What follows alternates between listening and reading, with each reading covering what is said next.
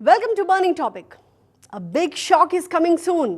Banking దిగ్గజం ఉదయ్ కోటక్ ఒక warning message ఇచ్చారు ఈ దేశానికి.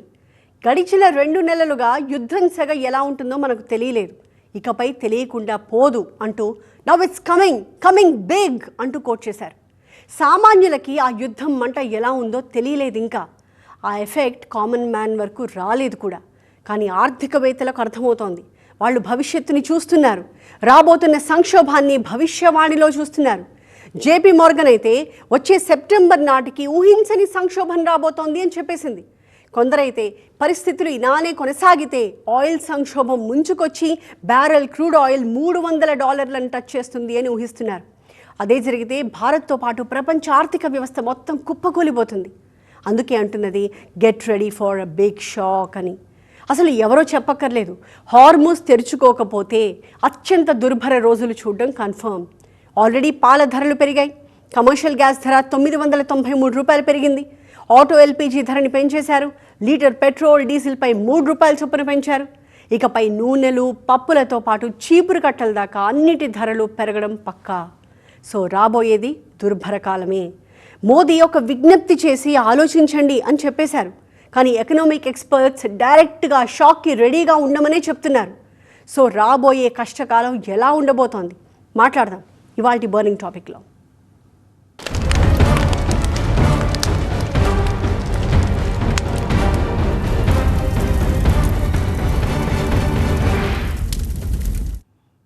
కన్వాయ్లో ఒక 2 కార్లు తగ్గించేస్తే ఆయిల్ని ఆదా చేసేసినట్టేనా? మహా అయితే ఓ 10-20 లీటర్లో సేవ్ చేస్తారేమో. అంత మాత్రానికి రాబోయే కష్టం నుంచి దేశం బయటపడిపోతుందా? అది కాదు దాని అర్థం. కొనే స్థోమత ఉన్నా సరే, జేబులో సరిపడా డబ్బు ఉంది, నాకు ఇంక దిగులేంటి అనే ధీమా ఉన్నా సరే ఆ దుబారా చెయ్యొద్దు అని చెప్పడమే దాని అర్థం. 60 రోజులకు సరిపడా ఆయిల్ నిల్వలు ఉన్నాయి మన దగ్గర. రష్యా నుంచో మరో దేశం నుంచో ఆయిల్ వస్తూనే ఉంది. బట్ రాబోయే సంక్షోభం అది కాదు. ఇప్పుడు పొదుపు చేయకపోతే, చేతిలో ఉన్న డబ్బు దాచుకోకపోతే, అవసరానికి తగ్గట్టు వాడుకోకపోతే ఆల్మోస్ట్ రోడ్డున పడాల్సిన పరిస్థితి వస్తుంది అనేది కాన్వాయ్ల తగ్గింపు వెనక ఉన్న వార్నింగ్ మెసేజ్. లేకపోతే మూకుడులో పోసే నూనెని సైతం తగ్గించుకోండి అని ప్రధానమంత్రి అంతటి వ్యక్తి చెప్పడం ఏంటి? రాబోయేది ఆయిలో డాలర్ల సమస్య కాదు, అంతకు మించి. కాబట్టి పెట్రోల్ డీజిల్ ధరలు పెరిగాయి, సో నెల నెలా కట్టే ఈఎంఐలు కూడా పెరుగుతాయి. అదేం లింక్ అనుకోవద్దు, ధరాభారం దేన్ని వదిలిపెట్టదు. అసలు ధరలు ఎందుకు పెరుగుతాయి? సప్లై తగ్గి డిమాండ్ ఉంటేనే కదా. చేతిలో డబ్బుంటే ఎంత డిమాండ్ ఉన్నా ఆ వస్తువులు కొంటాం. అదే చేతిలో డబ్బులు లేకపోతే ఆటోమేటిక్గా డిమాండ్ తగ్గుతుంది. అదే జరగచ్చు మున్ముందు. సరే, ఈఎంఐలపై ఇంపాక్ట్ ఉంటుందా ఉండదా అనే నిర్ణయం రావడానికి కనీసం 20 రోజులు పడుతుంది. ఆలోచించాల్సింది ఇప్పటికిప్పుడు పెరగబోయే ధరల గురించే. ఆల్రెడీ గోల్డ్ అండ్ సిల్వర్ రేట్లు బెంబేలెత్తించేస్తున్నాయి. వాటి జోలికి ఓ స్థాయి ఉన్న వాళ్ళు సైతం వెళ్లకుండా చేశారు. అంతకుముందు కమర్షియల్ గ్యాస్ సిలిండర్ ధర దేశ చరిత్రలోనే ఎప్పుడూ లేనంతగా ఒకేసారి $993 పెంచేశారు. హోటల్స్లో టిఫిన్లు భోజనాల ధరలు పెంచేశారు. Online food, online groceries orders పైన కూడా ఎఫెక్ట్ కనిపిస్తోంది. ఇప్పుడు పెట్రోల్ డీజిల్ ధరలు $3 చొప్పున పెంచేశారు. ఇక్కడ అసలు విలన్ పెట్రోల్ కాదు, డీజిల్. ఉదయాన్నే ఇంటికి పాల ప్యాకెట్ వస్తోందంటే కారణం పాల వ్యాన్లు తెల్లవార్లు తిరగడమే. మీ వంటింట్లోకి కూరగాయలు వస్తున్నాయంటే కారణం లారీల్లో, ఆటోల్లో, వ్యాన్లలో కూరగాయల సప్లై జరగడమే. అసలు తాలింపుకి పోసే నూనె నుంచి ఇల్లూడ్చే చీపురు కట్ట వరకు అన్నీ రావాల్సింది డీజిల్ పోయించుకుంటున్న వాహనాల్లోనే. మరి ఎకాయికిన డీజిల్ లీటర్కి $3 పెంచితే వాటన్నిటి ధరలు పెరగవా? పాల ధర పెంచింది ఆవులు గేదెలు తక్కువ పాలిస్తున్నందుకు కాదు, ఇదిగో ఆయిల్ అండ్ గ్యాస్ ధరలు పెంచడం వల్లే. ఈ లెక్కన ధరలు పెరగని వస్తువు ఏముంటుందో చెప్పండి చూద్దాం. ఏ ఒక్కదానికి మినహాయింపు లేదు, అన్నింటి ధరలు పెరగాల్సిందే. పొద్దున ఉదయం లేచి నుంచి ఆటో ట్రాలీలల్లా మనకు కూరగాయలు తెచ్చిస్తున్నారు, అన్ని రకరకాల వస్తువులు మనకి ఇచ్చేస్తున్నారు, పాలు సరఫరా జరుగుతుంది. ఇవన్నిటి మీద కూడా సామాన్యునికి బీపీఎల్ బిలో పావర్టీ లైన్ ఉన్న వాళ్ళందరికీ కూడా దీని ప్రభావం చూపుతుంది. ఏప్రిల్ నెలకు గాను ద్రవ్యోల్బణం 8.3% పెరిగింది. ఇది ఊహించిందే అయినా ఈ స్థాయిలో ద్రవ్యోల్బణం పెరుగుతుంది అనుకోలేదు. గత 42 నెలల్లో ఈ రేంజ్లో టోకు ధరల సూచి అంటే హోల్సేల్ ప్రైస్ ఇండెక్స్ పెరగడం మనం చూడలేదు. గతేడాది ఇదే ఏప్రిల్లో ఇదే టోకు ధరల సూచి ఎంత ఉండేదో తెలుసా? 0.85%. ఇప్పుడు 8.3%. మే నెల రిపోర్ట్ వస్తే ఇంకెలా ఉంటుందో. ధరల పెరుగుదల 8.3% ద్రవ్యోల్బణం చేరింది ఏప్రిల్లోనే. అది ఇంకా పెరుగుతోంది. ఇప్పుడు దక్షిణ భారతదేశంలో ఈ పెరుగుదల ఇంకా ఎక్కువగా ఉంది. కాబట్టి ధరల పెరుగుదల ప్రజలను మరింత దెబ్బతీయబోతుంది. అయినా మన దేశంలో పెట్రోల్ డీజిల్ ధరలు పెంచడం వల్లే ధరలు పెరగవు. ఇతర దేశాల్లో ఉన్న పరిస్థితుల వల్ల కూడా భారత్లో ధరలు పెరుగుతాయి. ఒక ఉదాహరణ చూద్దాం. భారత్ పంచదార ఎగుమతుల్ని ఆపేసింది. వచ్చే సెప్టెంబర్ దాకా అమెరికా, యూరప్కి తప్ప మిగిలిన దేశాలకు మన దేశం నుంచి చక్కెర వెళ్ళదు. ప్రపంచంలో పంచదారని చాలా ఎక్కువగా ఉత్పత్తి చేస్తున్న దేశాల్లో భారత్ ఒకటి. అలాంటిది మనమే సప్లై చేయకపోతే ఇతర దేశాలకు కష్టమైపోతుంది. డిమాండ్కి తగ్గట్టుగా దొరక్కపోతే ఆ దేశాల్లో చక్కెర రేటు పెరుగుతుంది. ఎగ్జాక్ట్గా ఇదే జరగబోతోంది భారత్లో కూడా. ఇతర దేశాల నుంచి రావాల్సిన పప్పులు, వంట నూనెలు, ఇతర ముడి పదార్థాలు భారత్కి చేరుకోకపోతే మన దగ్గర కూడా రేట్లు పెరుగుతాయి. సో ఉన్నదాన్నే పొదుపుగా వాడుకోవడం తప్ప వేరే దారేది కనిపించట్లేదు. ప్రధాని మోదీ చెప్పింది కూడా ఈ పొదుపు సూత్రాలనే. ప్రజల మీద ఎక్కువ పడకుండా గవర్నమెంట్ పొదుపు చేస్తే, గవర్నమెంట్ ఖర్చు కొన్ని అనవసరం చోట బాగా తగ్గిస్తే, హైవేస్ లాంటి ఊరుకునే విపరీతంగా కొన్ని రాష్ట్రాల్లో ఖర్చు పెట్టినా కొద్దిగా తగ్గిస్తే ఈ బర్డెన్ ప్రజల మీద పడదు. ఆయిల్ ధర మనం కంట్రోల్ చేస్తూ ఉండొచ్చు. ఆర్థికవేత్తలు సైతం సంక్షోభం రాబోతోంది అని డైరెక్ట్గా చెప్పేస్తున్నారు. ఇందులో చాలా సీరియస్గా తీసుకోవాల్సింది ఉదయ్ కోటక్ చెప్పిన మాట. కొన్ని దశాబ్దాలుగా భారత ఆర్థిక వ్యవస్థను చాలా దగ్గర నుంచి చూసిన వ్యక్తి ఉదయ్ కోటక్. జనరల్గానే ఉదయ్ కోటక్ ఆశావాది. ఎంత క్లిష్ట పరిస్థితులు వచ్చినా భారత్కి ఏమీ కాదు అని చాలా పాజిటివ్గా మాట్లాడే వ్యక్తి. అలాంటి వ్యక్తి సిఐఐ వేదికపై రాబోయే కాలం భయంకరంగా ఉండబోతోంది అని హెచ్చరించారు. సో ఇది చిన్న విషయం కాదు. అమెరికా ఇరాన్ యుద్ధం ఎప్పుడు ఆగిపోతుందో చెప్పలేము. 99% భరించాం. కాల్పుల విరమణ ఒప్పందం తెగిపోవడానికి ఇంకొక % మాత్రమే ఉంది అన్నారు ట్రంప్. అంటే ఇరాన్పై యుద్ధానికే సిద్ధమవుతున్నట్టు లెక్క. అటు ఇరాన్ కూడా అణుబాంబు హెచ్చరికలు పంపింది. తమ దగ్గరేమీ ఎన్రిచ్డ్ యురేనియం లేదు, తామేమీ అణ్వాయుధాలు తయారు చేయడం లేదు అని తెలిసినా సరే ఇంత ఇబ్బంది పెడుతున్నారు అంటే ఇక అణ్వాయుధాలను తయారు చేయక తప్పని పరిస్థితి ఏర్పడుతోంది అని ఎదురు తిరిగింది ఇరాన్. సో ఇరాన్పై ఊహించని దాడి చేసి ఆ దేశాన్ని కంట్రోల్లో తీసుకుంటే తప్ప ఈ యుద్ధం ఆగదు. పోయినేడాది నుంచి అమెరికా, ఇజ్రాయెల్ కలిసి యుద్ధం చేస్తున్నా సరే ఇరాన్ని ఓడించలేకపోతున్నాయి. సో ఈ యుద్ధం ఆగేది కాదు. అందుకే వచ్చే సెప్టెంబర్ వరకు ఈ యుద్ధం ఆగకుండా, హార్మూజ్ తెరుచుకోకుండా ఉంటే మాత్రం ఊహించని ఆర్థిక విపత్తు వస్తుందని ప్రపంచ ఆర్థికవేత్తలంతా హెచ్చరిస్తున్నారు. ట్రంప్ నిన్నగాక మొన్న చేసిన ఒక స్టేట్మెంట్ విన్నారా? మనది ఒక అద్భుతమైన దేశం, ఇక్కడే పర్యటించండి, అమెరికన్ వస్తువులే కొనండి, డాలర్ని కాపాడండి అన్నారు. ఎగ్జాక్ట్గా ప్రధాని మోదీ ఏమన్నారో అవే పొదుపు మాటలు ఆయన మాట్లాడారు. ఒక్క భారత్లోనే ఈ పొదుపు సూత్రాలు అనుకుంటే పొరపాటు. జపాన్ సహా ప్రపంచ దేశాలన్నీ జాగ్రత్త పడుతున్నాయి. మొన్నటికి మొన్న మలేషియా కూడా తాము సంక్షోభంలో ఉన్నామని చెప్పింది. యూరప్లో ఒకేసారి 400 విమాన సర్వీసుల్ని రద్దు చేయడం వెరీ కామన్ అయిపోయింది. చివరికి యుఏఈ కూడా క్రైసిస్లో ఉన్నామని చెప్తోంది. ఆయిల్ తోడుకుని పోసుకుంటున్న యుఏఈ కూడా సంక్షోభంలో ఉన్నామని స్టేట్మెంట్ ఇవ్వడం సర్ప్రైజింగ్గా ఉంది కదా.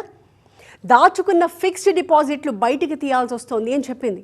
సో పొదుపు సూత్రాలు, కఠిన ఆర్థిక విధానాల్ని పాటిస్తున్నది భారత్ మాత్రమే కాదు, ఆల్మోస్ట్ అన్ని దేశాలు.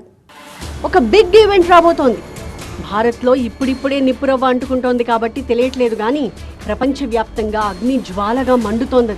వచ్చే 2-3 నెలల్లో కొన్ని దేశాల ఆర్థిక వ్యవస్థలు కుప్పకూలిపోయాయన్న వార్తలు విన్నా ఆశ్చర్యం లేదు. ఎక్కడి దాకో ఎందుకు, పక్కనున్న పాకిస్తాన్నే తీసుకుందాం. ఆ దేశం దగ్గరున్న డాలర్లు జస్ట్ $21 బిలియన్. భారత్ దగ్గర ఇవే డాలర్లు ఎన్నున్నాయో చెబితే పాక్ దగ్గరున్న ఆ డాలర్ల విలువ ఎంతో తెలిసిపోతుంది. ఈ ఫిబ్రవరి చివరి నాటికి ఏకంగా $730 బిలియన్ల ఉన్నాయి మన దగ్గర. అంటే సంక్షోభం ఇలాగే కొనసాగితే ఆ దేశం దగ్గరున్న డాలర్లతో మహా అయితే 2-3 నెలలకు మించి నెట్టుకు రాలేదు. చాలా మంది నుంచి వస్తున్న విమర్శలు ఏంటంటే, ఇంతకాలంగా ఇన్నేళ్లుగా భారత్ని ఒక శక్తివంతమైన ఆర్థిక వ్యవస్థగా చూపిస్తూ వచ్చి సడన్గా పొదుపు పాటించండి అని చెప్పడం ఏంటి అని క్వశ్చన్ చేస్తున్నారు. కానీ అమెరికా, జపాన్, జర్మనీ ఇలాంటి అగ్రదేశాలన్నీ ఎప్పటి నుంచో పొదుపు పాటిస్తున్నాయి. ప్రపంచ దేశాలు ఎప్పటి నుంచో కఠినమైన ఆర్థిక నిబంధనలు అమలు చేస్తున్నాయి. ఇప్పుడు భారత్ మొదలుపెట్టిందంతే. ఒక విధంగా ప్రపంచం ఎలా నడుస్తోందో అదే దారిలో భారత్ కూడా వెళ్తున్నట్టు లెక్క.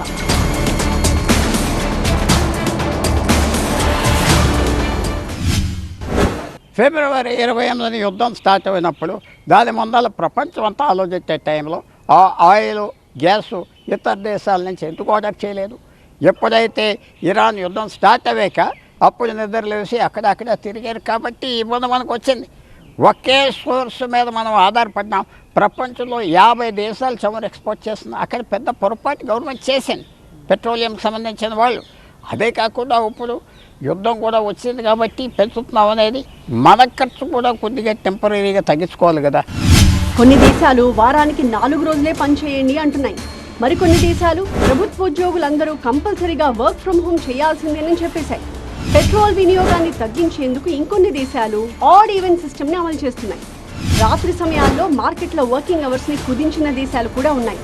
అధికారిక ప్రయాణాలపై రెస్ట్రిక్షన్స్ పెట్టడం, అవసరం లేని చోట కరెంటు వాడకం తగ్గించడం, ఇలాంటివన్నీ ఎన్నో దేశాల్లో నడుస్తున్నాయి.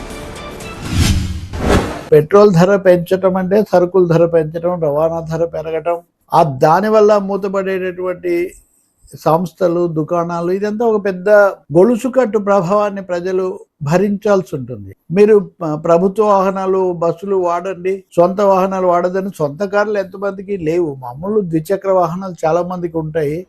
పాక్లో గవర్నమెంట్ ఆఫీసుల్లోని 50% సిబ్బందికి వర్క్ ఫ్రమ్ హోమ్ ఇచ్చారు. శ్రీలంకలో ప్రతి బుధవారం గవర్నమెంట్ ఆఫీసులకు హాలిడే ఇచ్చారు. బంగ్లాదేశ్లో యూనివర్సిటీలకు సెలవులు అనౌన్స్ చేశారు. సింగపూర్, బంగ్లాదేశ్, శ్రీలంక, థాయిలాండ్ దేశాల్లో ఏసీలను 26 డిగ్రీల సెల్సియస్ దగ్గరే పెట్టుకోవాలి అని లిమిట్ కూడా పెట్టేశారు. జార్డన్ ప్రభుత్వం అయితే గవర్నమెంట్ ఆఫీసుల్లో ఏసీల వాడకాన్ని నిషేధించింది. మరికొన్ని దేశాల్లో గ్యాస్ సిలిండర్లను పూర్తిగా ఫిల్ చేయట్లేదు. మాల్దీవ్స్, నేపాల్లో గ్యాస్ వాడకంపై రెస్ట్రిక్షన్స్ ఉన్నాయి. ఇక ధనిక దేశాలుగా పేరున్న బ్రిటన్, స్పెయిన్, నెదర్లాండ్స్లో కూడా పరిస్థితులు ఏం బాలేవు. కరెంట్, గ్యాస్ వాడకం తగ్గించాలంటున్నాయి. ఎలక్ట్రిక్ వెహికల్స్, సోలార్ విద్యుత్ని ఎంకరేజ్ చేయడానికి ఒకేసారి భారీ రాయితీలు ప్రకటిస్తున్నాయి.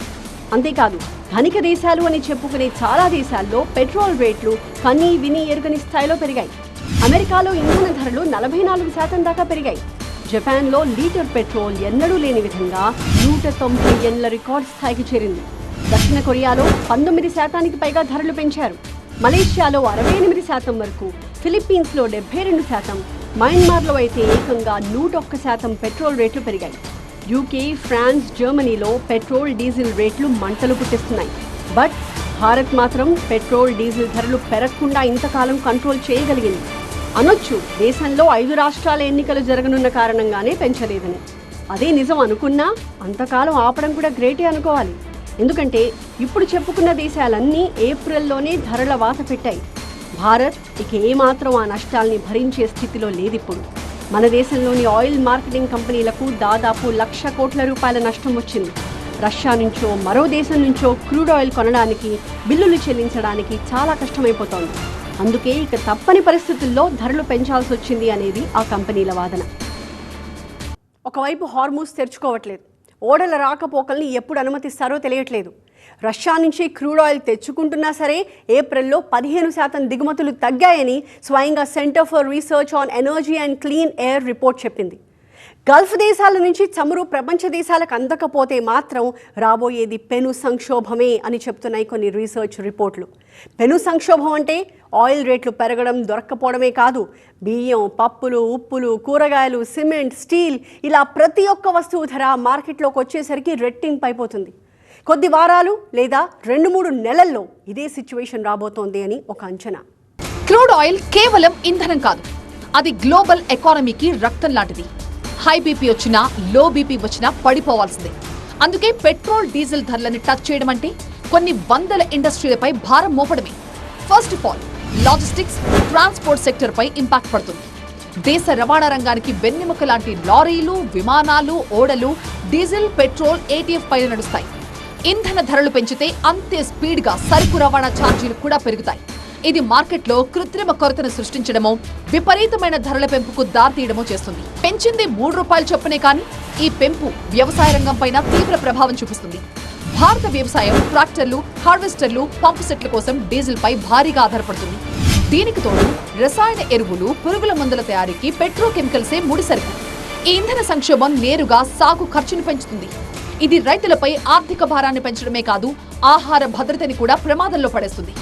చివరికి health care and pharma sector పైన ఈ ₹3 పెంపు ప్రభావం ఉంటుంది. భారత్కు ఫార్మసీ ఆఫ్ ది వరల్డ్ గా పేరుంది.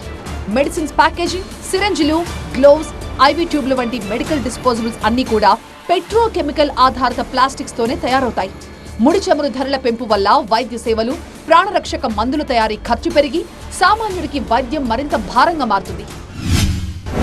గవర్నమెంట్ ఛార్జ్ చేసే రేట్లు పెట్రోల్కి $150 ఉన్నాయి. అప్పుడు 2014లో ఆ రేట్స్ మీద ఛార్జ్ చేస్తాం. ధరలు పడిపోయినా గవర్నమెంట్ తగ్గించలేదు. ఇది ఎలా చూడాలంటే ఒక పెద్ద భారం ప్రభుత్వం కరెక్ట్గా ఫైనాన్సెస్ మేనేజ్ చేసిందా లేదా అంటే మాత్రం నెగిటివ్ ఆన్సర్స్ వస్తున్నాయి. ఇప్పుడు కూడా ప్రభుత్వం చేయవలసింది ఏంటంటే ప్రజల మీద ఎక్కువ పడకుండా గవర్నమెంట్ పొదుపు చేస్తే, గవర్నమెంట్ ఖర్చు కొన్ని అనవసరం చోట బాగా తగ్గిస్తే, హైవేస్ లాంటి ఊరుకునే విపరీతంగా కొన్ని రాష్ట్రాల్లో ఖర్చు పెట్టినా కొద్దిగా తగ్గిస్తే ఈ బర్డెన్ ప్రజల మీద పడదు. ఇక కన్స్ట్రక్షన్ ఫీల్డ్ పైన ఎఫెక్ట్ చూపిస్తుంది. సిమెంట్, స్టీల్ వంటి భారీ పరిశ్రమలు ఎనర్జీ ఇంటెన్సివ్ సెక్టర్ కిందకు వస్తాయి. ప్లాంట్ల మెయింటెనెన్స్ కు, ముడి సరుకు ట్రాన్స్పోర్టేషన్ కు ఫర్నెస్ ఆయిల్, డీజిల్ అవసరం. సో ఆటోమేటిక్ గా రియల్ ఎస్టేట్, ఇన్ఫ్రాస్ట్రక్చర్ ప్రాజెక్టుల ఖర్చు అంచనాలకి మించిపోతుంది. ఇది దేశ ఆర్థిక వృద్ధి వేగాన్ని తగ్గిస్తుంది. మరేంటి పరిష్కారం? సింపుల్. క్రూడ్ ఆయిల్ పై ఆధారపడటం తగ్గించి సోలార్ పైన, ఎలక్ట్రిక్ వెహికల్స్ పైన ఆధారాన్ని పెంచుకోవాలి. ఓ డేటా చెప్తే ఇంకాస్త బాగా అర్థమవుతుంది. సపోజ్ బండిలో ఒక ₹500 పెట్రోల్ కొట్టిస్తే అందులో ₹350 నేరుగా అరబ్ దేశాలకు వెళ్ళిపోతుంది.